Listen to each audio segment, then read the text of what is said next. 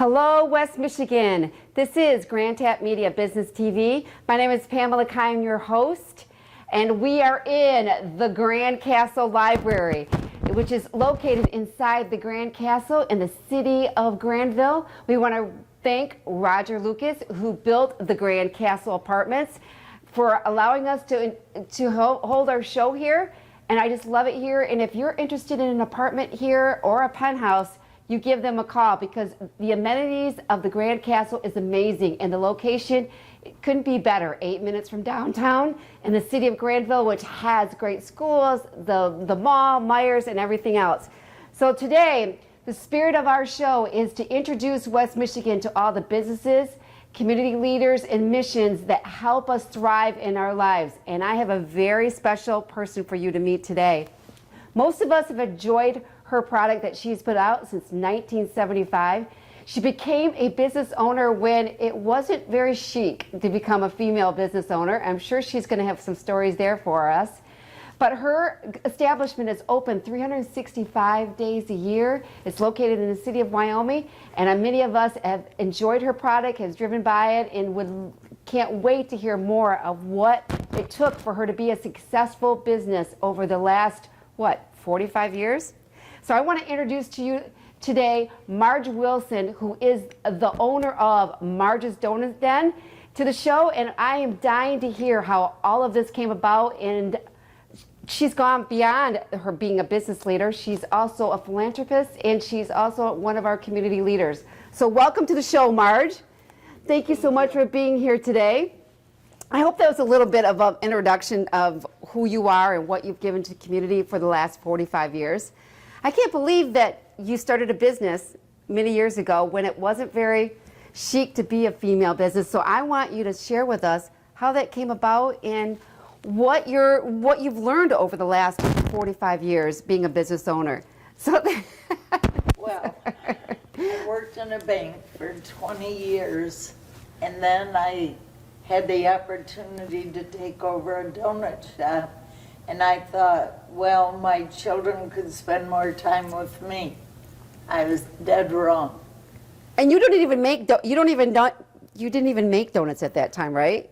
I still don't make donuts, and I don't cook, but I supervise them. Right. Okay. So you started this in 1975, and to spend more time with your children in this business, or you thought. Right? Yes, you really, but they actually spent more time with you as opposed to you spending more time with them in the business. They did. Right. They did their homework, and they learned about business because they had to do the dishes before they could go someplace. So they brought in all their friends from school to help them. And I think half the kids at St. John Vianney wash dishes at the bakery. Well, that is the one thing I did hear when I'm out in the community is people are like, all the people that you have touched. When you started back in 1975, right, this donut den, and you took over the business, I mean, you kind of knew that it was going to be, you're going to have to spend like most of your time building this business back then. That's why you were kind of worried about when you went into this business yourself? Well, I knew what a commitment it took because my uncle owned the Blue Arrow, my parents owned the Valley, so we were brought up in business. Our conversation around the dinner table was always about business, so I knew what it took. And then an opportunity came to take over this business, right? Yes. So I knew what I was getting into. I don't think the kids did, but they learned, and they still. I used to feel bad about it, but now I see how remarkable all three of them have been at the jobs that they've chosen and what good, kind people they are, and the hard work didn't hurt them a bit. Well, I would say most people that have a female that started their business in their home, right? With makeup, with marriage, everybody had kind of they were doing something unique in their home, and then they turned it into a business. That wasn't really your case. So share with everybody, you never made the donuts, right? I am the world's worst cook. But there is. I honestly can bake a little better than I can cook, but I don't do it. I have a dedicated staff that really care. They care about their product. They care about every individual donut, and that's pretty rare. Well, and your slogan is quality comes first, correct? That's right. Did you come up with that, or was that something you inherited when you took over the business? No, I just think I couldn't sell anything to anybody that wasn't top quality. Exactly. And so it has to be that. Now, you started back in 1975. How, as a female business owner, and I could tell you, what was the climate back then? Did you get a good receive? Did you get a lot of help, or how did that work? Women liked me, but Okay. men sure didn't. It was a man's job. There weren't any bakeries owned by women. They worked in them and worked really hard, but their husbands owned the bakeries. And so they didn't have any women. So when the Retail Bakers of America wanted a donut director, I was the only woman. So I had to go before 50 men. There was one represented from every state. And their hostility didn't last very long because I went along with whatever they wanted. In fact, I used to find the men that would like the business, and then they would do things for me. And my youngest daughter said, "Mom, how come you're so dumb?" And he said, "Honey, I got the job done. I got the job done because I had a man do it for me, so how dumb is that?" But that's the way you honestly had to operate in those days. I had to find a man to tell the supplier what I wanted. I had to find another man to say, offer the landlord less money to survive.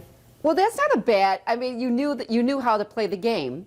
Well, and how my to get daughter thought that I was playing dumb, No. and I wasn't. I probably learned that from my mother because she had a business long before women were supposed to do that. So you didn't have any problem kind of looking at what was going on and say, okay, I can play this game, and you took it, I didn't really treat it as a game. It was, this has to be done. Okay. How do you do it? Right. How do you get it done? That's all that matters. And they didn't mind doing it for you No. when you asked them, could you I get bought this? them a coffee and donuts. Well, and that's the one thing about your Marge's Donut. You've been at the same location, correct, since 1975. Most people have enjoyed your donuts. I know we were kids, we used to go in there. You've employed many young people. Now, since it's been about 45 years, share with us what has changed in the younger people back in 1975 as to some of them over the years, and what did you want them to leave Marge's Donuts learning, from your values and your work ethic when it comes to these young kids today? I want them to lead there and be the very best employee they can for whoever. And I want them to always have quality in mind, and how can you meet the needs of another person? Right.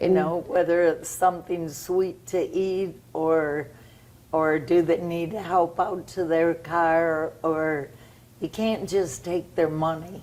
You have to treat them with kindness. There's a lot of lonely people out there, and so you have to be nice to everybody. Doesn't matter how they're dressed, how much money they have, they still like a donut. And I'd like them to leave there doing that way their whole life. Where did you get your work ethic at? Was it your parents? Where did you get your strong work ethic? I don't ever remember not working. And when my mother would teach us we had to clean the house every Saturday. And I used to think, oh, I hate this. But when I have to clean the bakery, I know how to clean with a toothbrush. And then I say thank you years later. Yeah, really. Was your parents around to see your success as a business owner? My mother was. Okay. Yeah. And what have you, give us some people out there that are going to be starting a business, right? Or maybe they're in a business now and they're going through what we're experiencing through COVID. It's really, because you've gone through some tough times with the donut, you know, 45 years. You know, we've had some downturns of our economy or whatever. But, you know, people always seem to find a little bit of money for a coffee and a donut because your place has, I think your place has come like the town hall. Place to go and talk. Would you not agree that it's been a place where people can sit and enjoy a donut and just talk to their community, their neighbors, on that one? What I like the best is that they all share their kids with me. Mine are all grown up now, but I have lots of little kids that come there all the time, and I get to watch them all grow up. So I really like that. But as far as the business is struggling, right. I know a lot of them are. And during this COVID, I tried to reach out to different ones to try to help them, give them different ideas. I always made myself available if they needed help. Right. Business is business. It doesn't matter what kind you have. The principles are there. And I just try to help them. I tried to go to different restaurants. I tried to order different food from the ones, and because I think it's important that businesses try to help each other too. Correct. And I believe that too. And we've never really gone through anything. You've been in business for 45 years and had some downturns of our economy, you know, recessions, as we call them. But I don't think there's any, you see what's happening now with COVID. You've never gone through anything similar to this.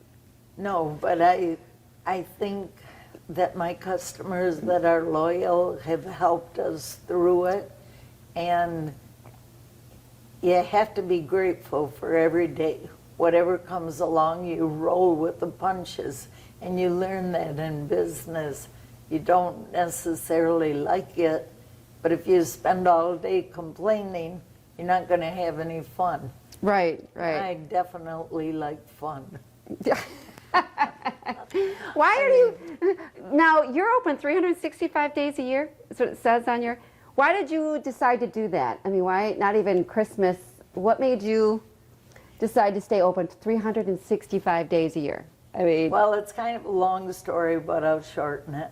I had a man that came in on Christmas Day, and he said, I asked him what he was doing out on Christmas, and he said that he was looking for a bottle and he couldn't find a liquor store open.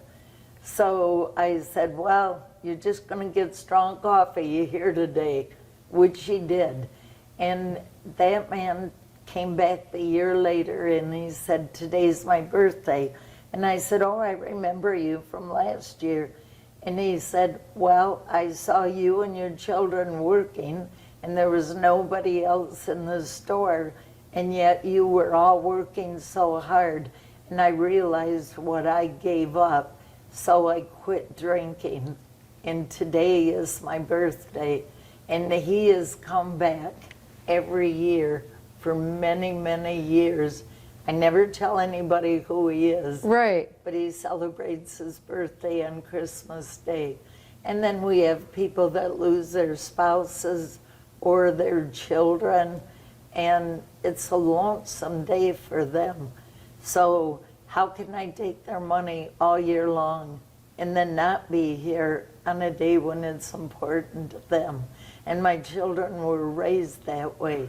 So we have Thanksgiving dinner at the bakery when it closes as a family. Right. We have Christmas either the night before or Christmas Day, whenever we can all get together. We schedule our holidays around everybody else's. Well, that's probably why you have such loyal customers. I mean, you do have loyal customers that have stuck with you. We do. Yes. Many customers have been there the whole 45 years, and they've seen all the ups and downs. Share with us, with entrepreneurs out there. I mean, can you give us a story of where you just were at the point sometimes you wanted to give up? Because I'm sure a lot of people out there right now that are struggling with COVID, that maybe are starting a business and trying to get it off and launched, and this is kind of a difficult time right now. But and some people are doing very well. I get the opposite. I get some people that are struggling, and I get some people, this is the best year ever. Do you understand? But is there a time where you can share with us to give people some hope that you wanted to say, this is too much? I know it. I was raised with never give up. So Is that the key? That's not in my vocabulary. Okay, how about where you just thought, by the forces to be beyond you, this may not be where this could not be a successful business, but you just never even thought that way? That's when you buckle down and work harder. Sorry. No, that's actually very good, right? That's what I do. Yeah, that's what I would say. If all of if the mixer breaks down at 3 in the morning, I call the electrician, and I'm grateful that he comes at that time of the morning.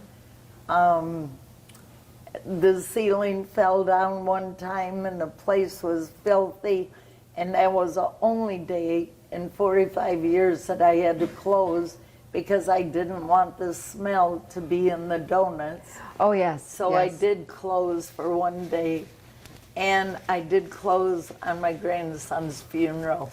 And everybody kept saying, well, you have orders and you have this. I said, no, this day belongs to me. But we opened up at 4 in the morning and we closed at 9 o'clock to get to church at 10 for the funeral. Yeah. So I took care of the customers first, and then we had that. Wow. Well, I remember that too. That was such a tragic. Yes. I'm so sorry for your loss on your grandson. You can make it happen. Right. Any business can make it happen. You have to work harder, and you have to kind of laugh about it because you either cry or laugh. Like I said, I like fun. And when the ceiling is falling down, that really is something to cry about, but it's kind of funny too because now I get to remodel that bathroom. Oh, well, there you go. Now let's talk about some of the employees that you have, the youth. I see a lot, but you have some loyal employees there too, and Kim and everyone that has been part of your staff for a long time. With many entrepreneurs or business owners saying, the generation today they are lacking critical thinking skills. I don't know if from years ago, do you notice, is that something that you've noticed yourself, or is the generation just different than what it was in 1975, maybe when your children were being raised? Well, I don't know, because if they're not receptive to good training, they aren't there. So everybody that comes in there, they may have a totally different attitude, but if they're there very long at all, the rest of the employees, their attitude is contagious, and they either turn out like one of us or they're gone. And do you make that decision rather quickly? Can you tell when you've taken on an employee? I don't give the adults as much chance as I do the kids. Okay, so you see them as a different opportunity, the adult. Can you tell right after? Adults know better. They should, right? Well, okay. they should, and if you can't teach them anything by then. But the younger generation, they're going to become one of those adults. So I want to make sure that they know better. Well, and do they come back and thank you for what you've taught them? I think that's always good. Most of them that have left there have gone on to have very successful careers. They're all managers, owners. They They're good people. Well, you invested in these young people and teaching them a good work ethic, which only benefits our community to have them out there. As an example, one little girl never wore makeup, or she didn't pay attention to her appearance. And I said, how do you know that the guy that walks in the door isn't going to be your husband and the father of your kids? So she started dressing nicer, and sure enough, she did marry a customer and had 5 children.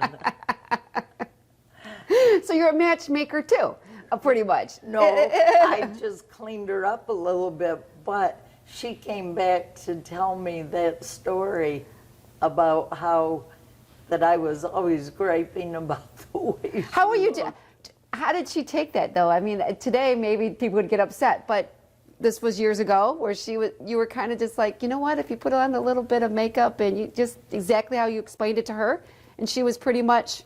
Sometimes. Now, you being an entrepreneur, woman entrepreneur for 45 years, can you share with us some of the things you've learned that you were shocked that this is what, unless you already knew it, but what have you learned over the years, Marge, that you can share with us? What have I learned? Yes. Oh.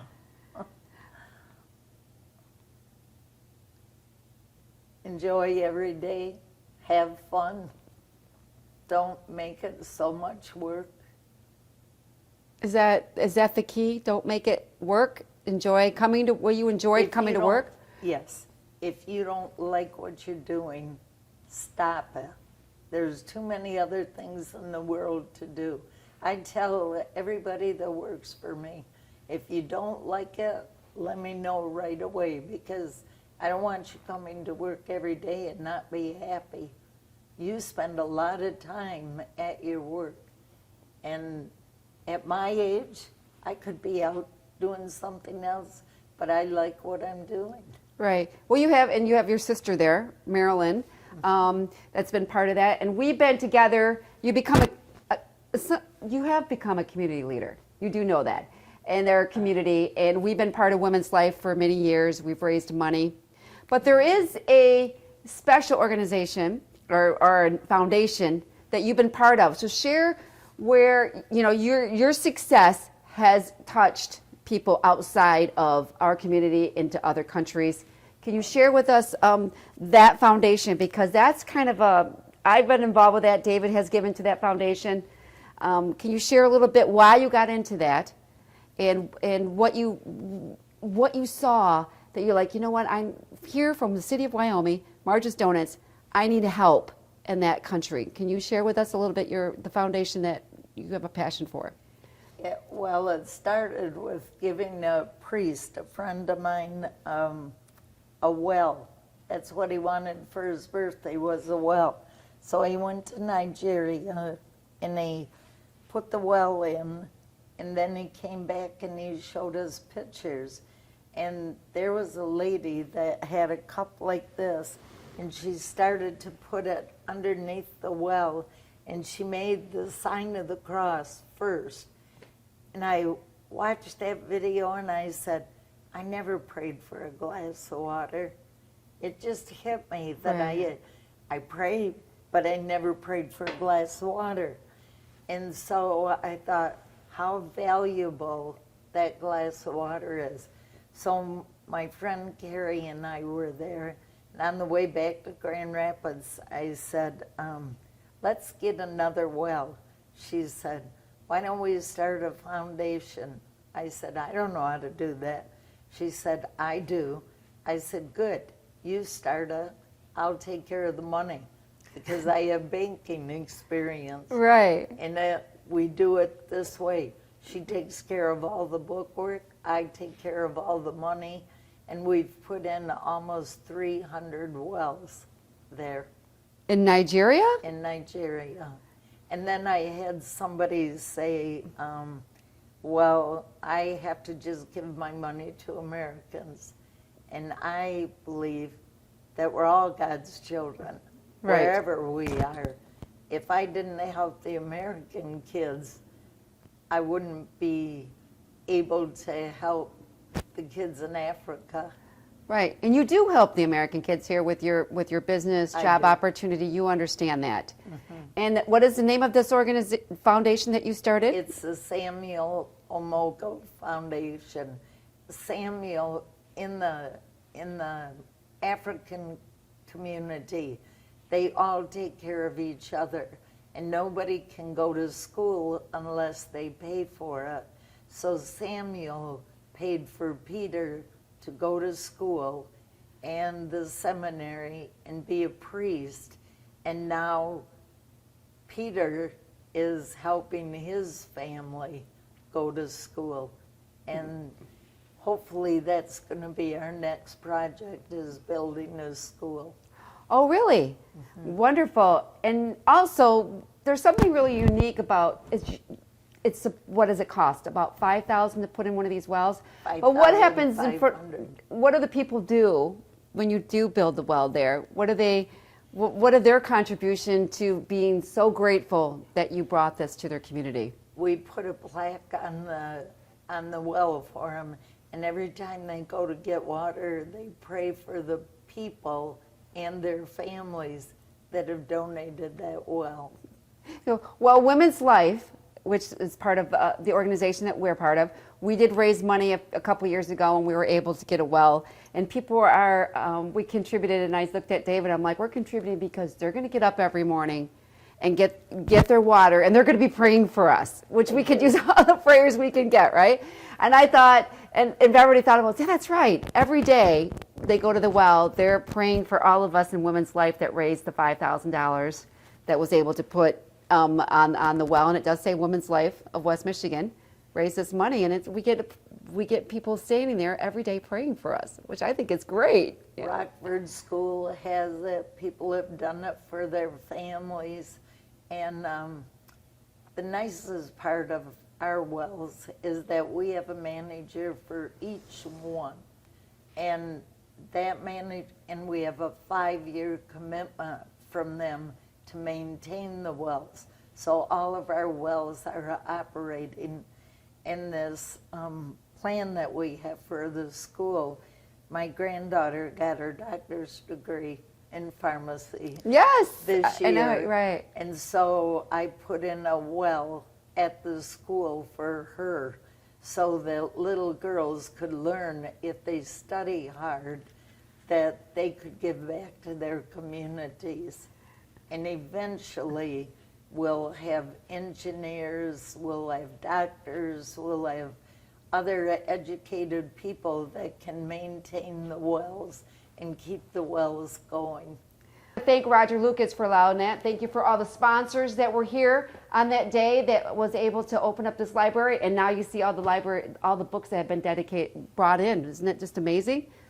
I mean, it does hold 60,000 books, but I think pretty much we've done a really good job filling up the shelves. So people that live here will be able to enjoy this, and we want to thank Marge Wilson from Marge's Donut Den for being here today. So I'm going to shake your hand because you don't mind shaking my hand, do you? With a No. So you want to enjoy a donut, a cookie, have a cake created by Marge's Donuts? Check them out. You're still located in the same place. Same place. 45 years in the city of Wyoming on 28th Street, and that's like between what, right past Burlingame? And between Burlingame and Byron Center. Right, you can find her online. You can find her on Facebook. So we want to thank her for being here. We want to thank everyone for being here for Grand Tap Media Business TV. We will catch you next time. Take care, everyone. Wave to everyone, Marge. Bye.